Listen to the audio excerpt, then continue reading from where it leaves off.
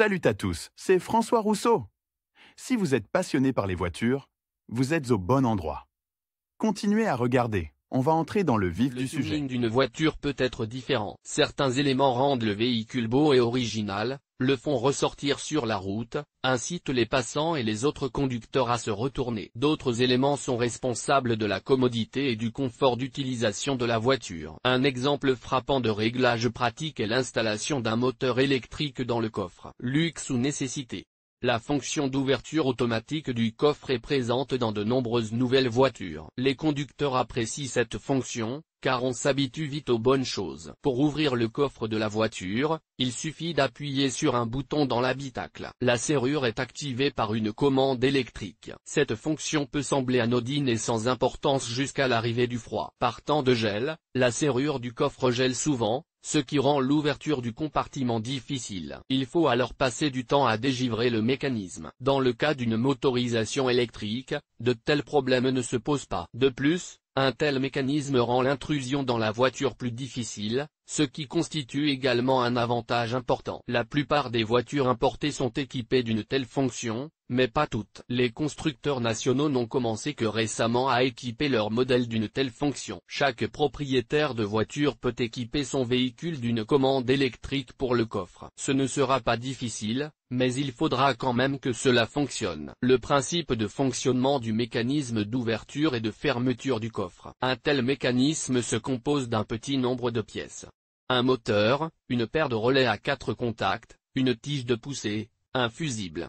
Un bouton pour actionner le mécanisme. L'actionneur responsable de l'actionnement de la tige est disponible en deux variétés. La variante la plus courante est la version motorisée. Elle se caractérise par sa grande praticité et son endurance, ce qui explique sa demande. L'entraînement par plaque magnétique n'a pas reçu une demande aussi importante, car il est complexe et problématique. Son fonctionnement est basé sur l'interaction d'un relais avec des plaques magnétiques. L'alimentation du relais entraîne la traction de la tige, ce qui provoque l'ouverture du couvercle du coffre. Les anciens modèles VATS ne sont pas conçus pour un tel mécanisme. Sur ces voitures, de tels mécanismes ne sont pas pratiques. Lors de l'installation, il faudra procéder à une modernisation complexe, qui s'avère souvent irrationnelle. Préparation de l'installation. La première chose à faire est de choisir le bon mécanisme. Le processus de sélection exige une approche sérieuse. Il ne faut surtout pas prêter attention aux copies chinoises qui ont inondé les marchés russes. La durée de vie de ces mécanismes est de courte durée et, au cours du fonctionnement, les dysfonctionnements et les pannes sont fréquents. Lire aussi, choisir la meilleure transmission entre la traction avant, la traction arrière et la transmission intégrale. Il vaut la peine de choisir des modèles électriques de fabricants nationaux ou étrangers. Avec un tel mécanisme, l'utilisation de la voiture sera vraiment confortable et la propulsion électrique fonctionnera sans défaillance. En outre, une voiture dotée d'une telle fonctionnalité aura plus de valeur lors de sa vente. Outre le mécanisme lui-même, vous aurez besoin de quelques outils. La liste peut varier en fonction du modèle de la voiture. Le kit standard se présente comme suit: des pinces,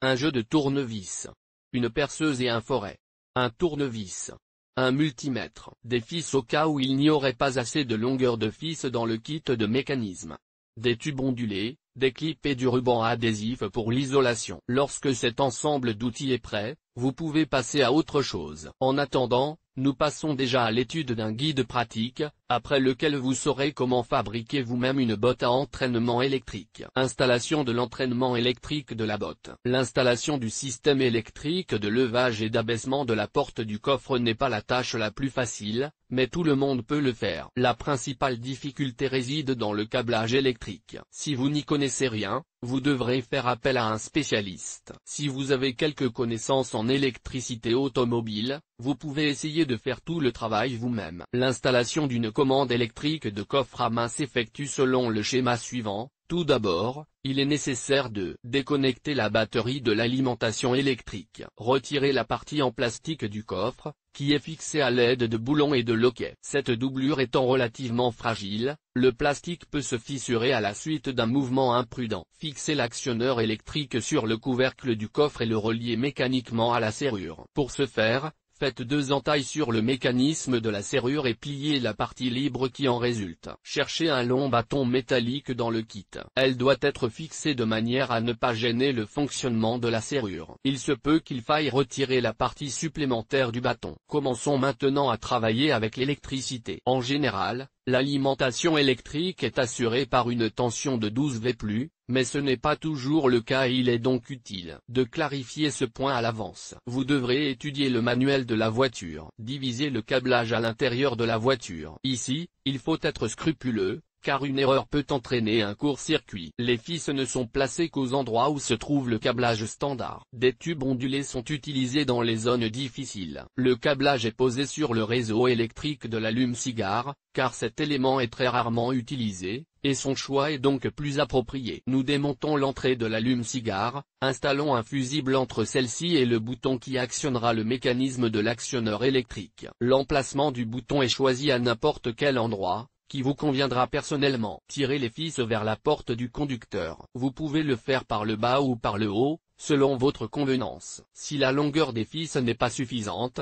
nous y ajoutons des fils préparés à l'avance. Les points de connexion sont soudés et entourés de rubans adhésifs. Le fil négatif est connecté à l'actionneur électrique, le deuxième fil négatif est connecté au relais de contrôle, le troisième fil doit être connecté au système d'alarme. Branchez la batterie et vérifiez le bon fonctionnement du système. Lire aussi, option pour l'éclairage du soubassement et son installation. Il se peut que la force de traction soit insuffisante pour fermer la porte du compartiment à bagages. Dans ce cas, vous devrez ajouter un ressort supplémentaire à la conception de la serrure. Le ferme-porte électrique du coffre est un dispositif extrêmement utile et pratique. Une fois que vous aurez essayé ce mécanisme, il vous sera impossible d'imaginer le fonctionnement de la voiture sans lui. L'installation de ce système peut sembler compliquée, mais, croyez-moi, ce travail peut être réalisé par tous les automobilistes.